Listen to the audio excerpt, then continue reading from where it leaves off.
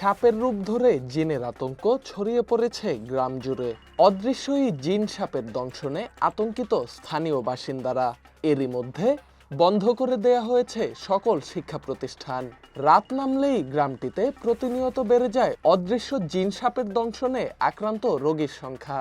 বর্তমানে এমন পরিস্থিতি থেকে মুক্তি পেতে ওঝার দরবারে ভিড় করছেন স্থানীয়রা। তবে এই বিষয়টিকে সম্পূর্ণ মনস্তাত্ত্বিক সমস্যা বলে জানিয়েছেন চিকিৎসকরা।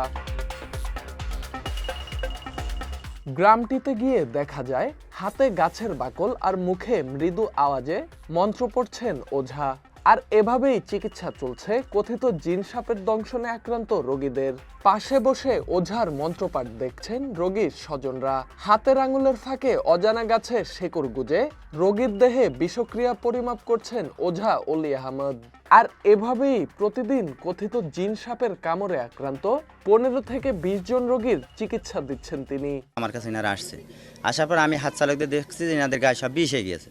বিষ হওয়ার পরে আমি তখন ট্রিটমেন্ট দিয়েছি, বিষ নামাচ্ছি, নামানোর পরে জায়গা আল্লাহর মধ্যে তারা সুস্থ হয়ে যাচ্ছে বা ভালো হয়ে যাচ্ছে, কোনো সমস্যা ওদের হচ্ছে না।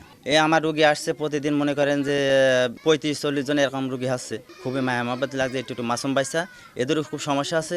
তারপরে জায়গা আমি আল্লাহর মধ্যে ট্রিটমেন্ট দেওয়ার পরে মাসুম বাইসা ভালো হয়ে যাচ্ছে।